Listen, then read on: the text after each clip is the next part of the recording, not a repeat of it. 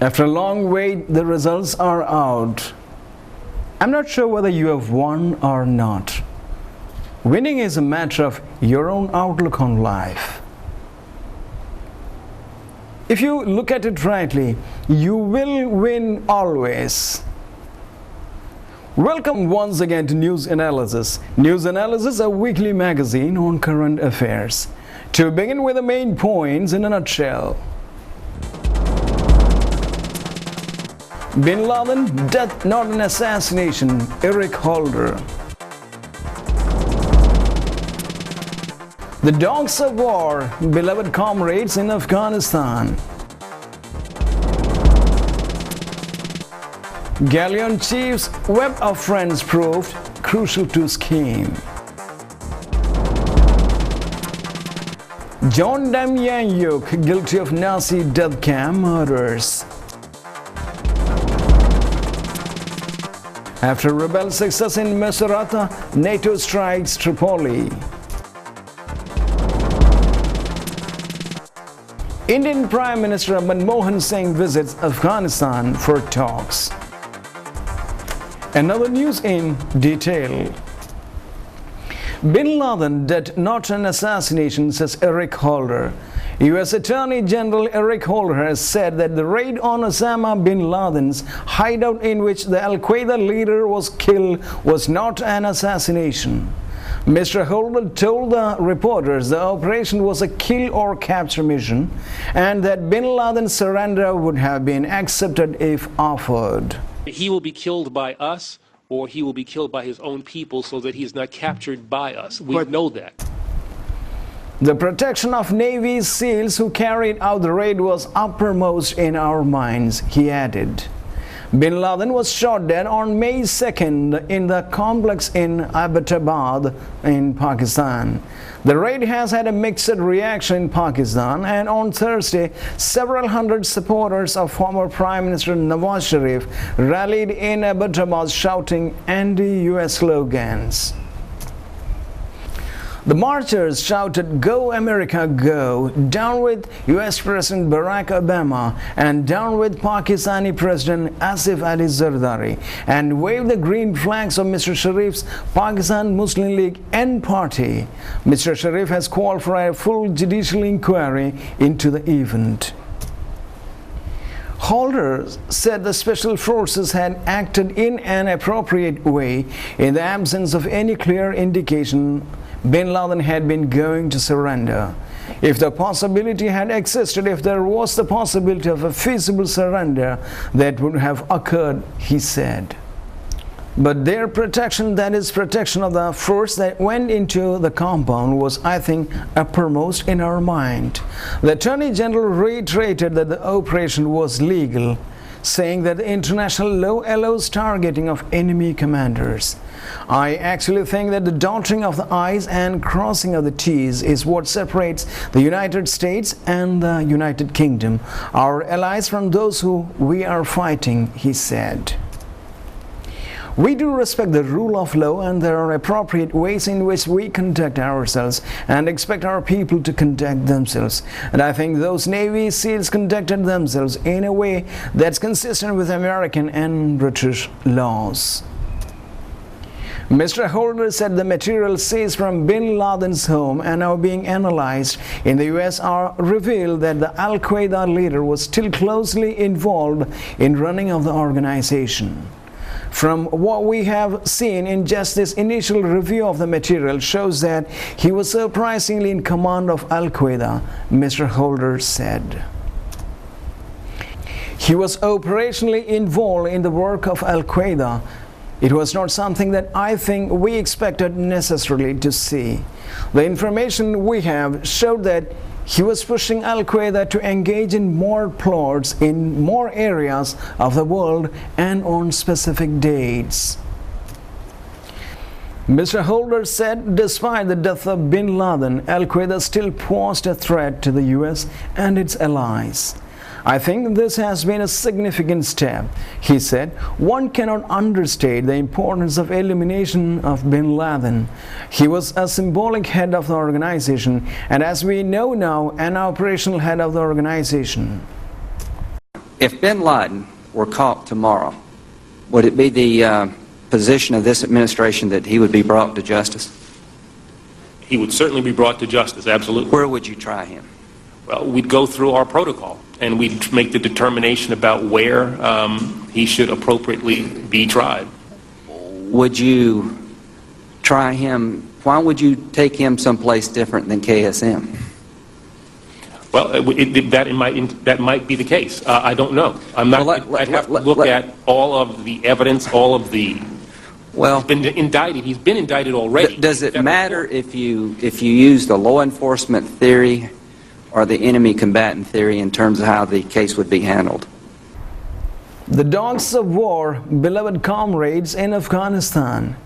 Marines were on foot patrol last fall in the Taliban stronghold of Marja, Afghanistan, when they shot and killed a lethal threat, a local dog that made the mistake of attacking the Marines' Labrador Retriever. Captain Manuel Zepeda, the commander of the Company F 2nd Battalion, 6 Marines, was unapologetic.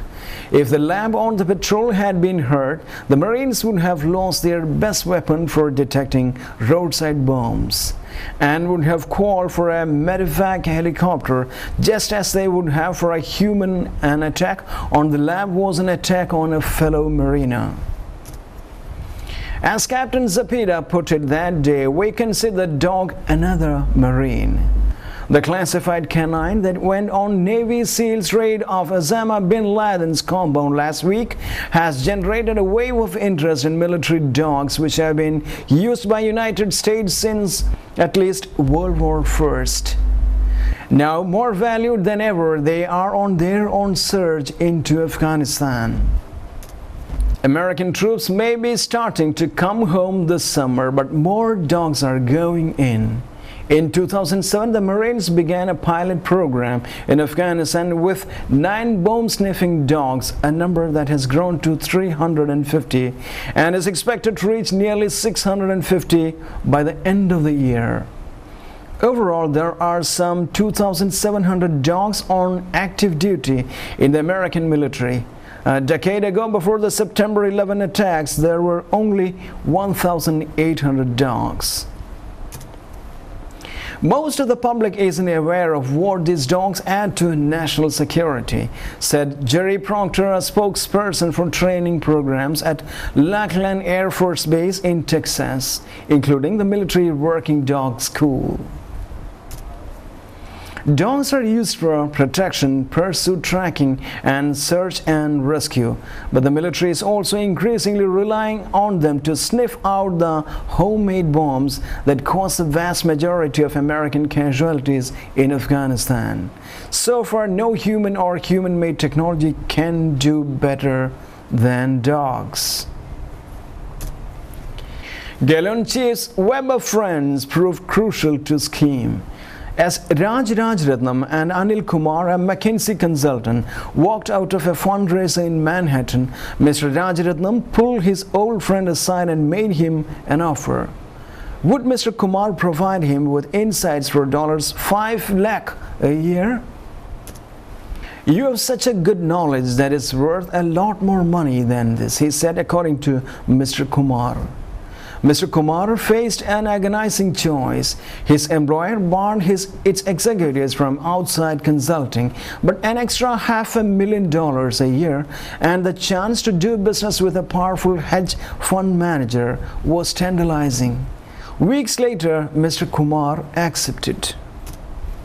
The deal, struck on an autumn evening in 2003, was one of the many connections made by Mr. Rajaratnam over the 3 years that gave him access to the inner secrets of dozens of publicly traded companies. His vast Rolodex of tripsters included former business school classmates, fellow hedge fund traders, and technology industry executives whose origins, like his, were from Indian subcontinent. In many respects, Mr. Rajaratnam was no different from the thousands of Wall Street stock pickers who diligently network with corporate executives and industry experts to gain an investment edge. But Mr. Rajaratnam, a 53-year-old Sri Lankan native, sought the information that was confidential, beyond the reach of research, and illegally traded on it. A jury in Federal District Court in Manhattan found on Wednesday convicting him on all 14 counts of securities fraud and conspiracy. The verdict punctuates a stunning downfall for Mr. Rajaratnam, who, before his arrest in October 2009, was among the biggest hedge fund managers. First making his name as an adept picker of technology stocks at Needham & Company, a small New York investment bank, he rode to the tech market boom to strike out his own, forming the Galleon Group hedge fund. At his peak, he was managing more than $7 billion in assets. What made Mr. Rajaratnam stand out was not his proprietary computer models, nor his skills in security analysis. Instead, colleagues marveled at deep set of contacts he had cultivated inside Silicon Valley executive suites and on Wall Street trading floors. Many of Mr. Rajaratnam's tipsters came from the South Asian immigrant community, a relatively small group of Indians, Pakistanis and Sri Lankans, who over the past several decades have made their mark in finance and technology. He met several important sources of illegal information through the South Asian Club at the Wharton Business School at the University of Pennsylvania. He connected with another primary important through the philanthropic support of the Indian School of Business, a prestigious graduate school in Hyderabad in India. All these contacts form the core of Mr. Rajaratnam's vast information network. From his office in Madison Avenue, Mr. Rajaratnam collected data about technology companies and then swapped it with sources across the globe. He spoke of getting an edge to beat the stock market, and for Mr. Rajaratnam, that edge was information. But the conversation between him and his network were being secretly recorded by federal agents beginning in 2008. Prosecutors received approval from a judge to place a wiretap on Mr. Rajaratnam's phone after a government informant tapped his calls with Mr. Rajaratnam, exchanging secret business information.